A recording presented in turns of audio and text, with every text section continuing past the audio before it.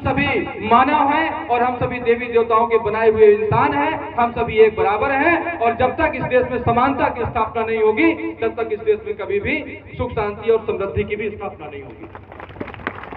हमें अधिकार नहीं कि जिसका शरीर हमारे जैसा है, जिसके अंदर हमारी जैसी आत्मा है, जिस वायु को हम ग्रहण करते हैं, जिस जल को हम ग्रहण करते हैं, जिस आसमान के नीचे हम रहते हैं, जिस पृथ्वी के ऊपर हम रहते हैं, सामने वाला व्यक्ति भी हमारी तरह प्रकृति करता है। अगर ऐसा होता तो उसके लिए प्रकृति सत्ता दूसरा कुछ विधान बना के भेजती। इसलिए हम सब एक हैं। अपने गांव में समानता एकता की स्थिति पैदा करिए, अन्यथा ये राजनेता आपको लड़ा झगड़ा करके आजादी के बाद क्या हो रहा है, हमें जातियों में बांटा जा रहा ताकि हमारा गांव बट जाए। उस लकड़हारे की कथा तो आपने सुनी होगी। एक साथ जो लकड़ियों को अपने बच्चों को देता है, कोई तोड़ नहीं पाता, लेकिन अलग अलग देता है, टूट जाता है। हम अपने गांव का विकास चाहते हैं तो हमें सबसे पहले, हम किसी भी जाति धर्म के हो, हम सबको एक समान भाव से रहना होगा। हाँ, सफाई शुद्धता का पालन सबको करना चाहिए।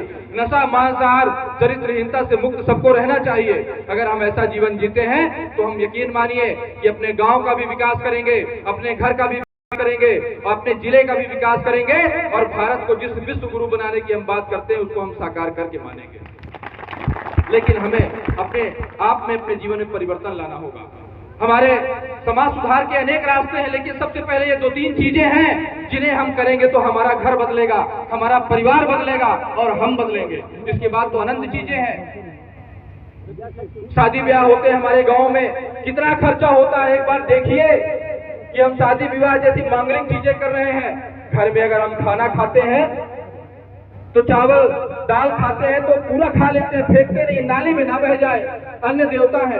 लेकिन वही शादी जब कार्यक्रम करते हैं तो आजकल ऐसा फैशन चल गया, ऐसा दौर चल गया, बाजार ने इतना मजबूर कर दिया हमें कि 400, 500 रुपए एक प्लेट निर्धारित करते हैं होटलों में और आधा खाता है आदमी और आधा नाली में फेंकता है। ऐसी शादियों से कैसा मंगल कार्य, कैसा देवी देवताओं का पूजा स्थान, क्या आशीर्वाद हमें मिलेगा जब हम इस प्रकार अन्य देवता का अपमान कर रहे। हमें अपने धर्म से, अपने शादी विवाह के कार्यक्रमों से जो भी आडंबर है, धार्मिक आडंबर, उन सबको हमें दूर हटाना होगा। अपने क्षेत्र का, अपने गांव का हम कैसे विकास करें, इन सब पर ध्यान रखिए। और एक बार पंचज्योतिर्लिंग स्थित आश्रम धाम जरूर आइए। यहाँ पर जो भी नए माँ भक्त बैठे हैं, उस आश्रम में 24 घंटे 30 वर्ष से अखंड श्री दुर्गा चालीसा का पाठ चल रहा है। पूरी धरती में एकमात्र ऐसी जगह है जहां पर अनंत काल के लिए श्री दुर्गा चालीसा का अखंड पाठ चल रहा है।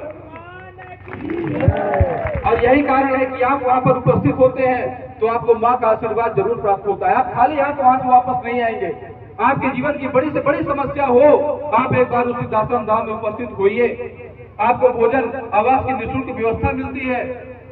और अभी अष्टमी, नवमी, दशमी में, नवरात्रि में 3 दिन का शिविर हर साल होता है। वह दिव्य शिविर में मां की भव्य दिव्य आरती होती है। आप उस शिविर में उपस्थित होने का प्रयास करिए। सपरिवार मित्रों के साथ आइए।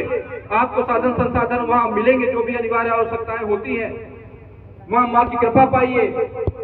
वहां पर सुबह शाम दुर्गा चालीसा का पाठ, मां की आरती के क्रम होते हैं, संपन्न होते हैं। केवल 2-2.5 घंटे का यहाँ से रास्ता है। एक बार वहां पर अवश्य उपस्थित होइए। और धार्मिक आडंबरों को त्यागने की आवश्यकता है। आप अपने घर में चाहे कुछ भी करवा लीजिए, लेकिन अगर आप सुबह शाम बैठ करके अपने से मंत्रों का जाप नहीं करते, ध्यान नहीं करते, अपने देवी देवताओं की आरती पूजन नहीं करते, तो आपके घर में कोई चमत्कार कभी नहीं होगा। चाहे किसी को भी महापंडित को बुला करके कुछ भी करवा लीजिए, आंशिक फल मिलता है।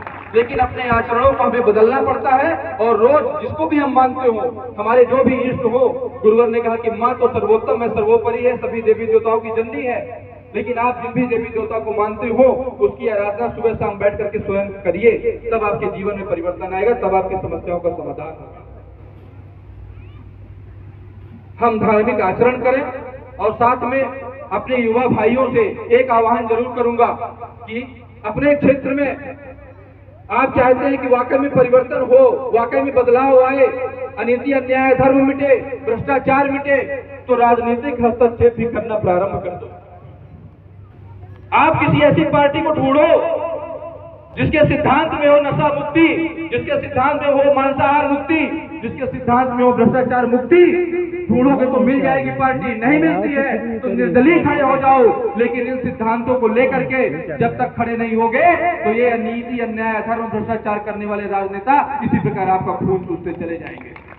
और जिस प्रकार हमारे साथ 76 साल से हो रहा है, उसी प्रकार आने वाली हमारे बाल बच्चों पीढ़ियों का भी ऐसे ही शोषण होता चला जाएगा।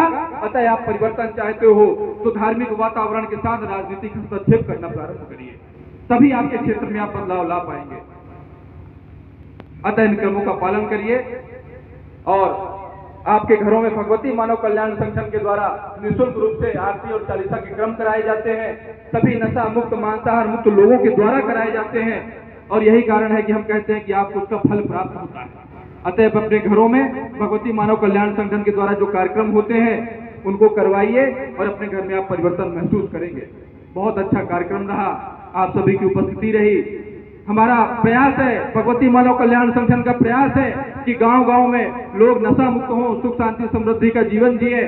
संगठन यह ऐसा संगठन है कि कोई भी अनीति, अन्याय, अधर्म करता है, आप परेशान है, संगठन के लोगों से आप मिलिए।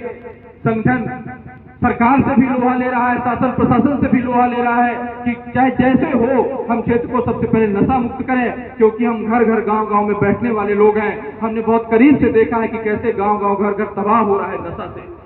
तो हम अवैध शराब भी पकड़वाते हैं, हम लोगों को प्रेरित भी करते हैं और लोगों को धार्मिक, आध्यात्मिक क्रियाविधियों, गतिविधियों के द्वारा नशा मुक्त भी करने का प्रयास करते हैं। तो आप भी हमारे कदम से कदम मिलाइए। आप कहीं से भी परेशान होते हैं, कोई आपके घर में रिश्तेदारी में परेशानी होती है, संगठन के लोगों का सहयोग लीजिए। संगठन आपके लिए है, आप किसी भी जाति धर्म के हैं, आपके लिए संगठन है। संगठन आपका, आप संगठन के साथ कदम से कदम मिलाइए। और गुरुवर माँ के चरणों में मेरी प्रार्थना है, मेरा निवेदन है कि हे माँ, हे गुरुवर, यहाँ जिस भी मनोकामना को लेकर के मेरे भाई बहन उपस्थित हुए हैं, उनकी मनोकामनाओं की पूर्ति अवश्य हो। आपके घर में सुख शांति की स्थापना हो, आपके गांव में सुख समृद्धि आए। इन्हीं सभी शब्दों भावों के साथ पुनः आप सभी से सादर जय माता की जय गुरु।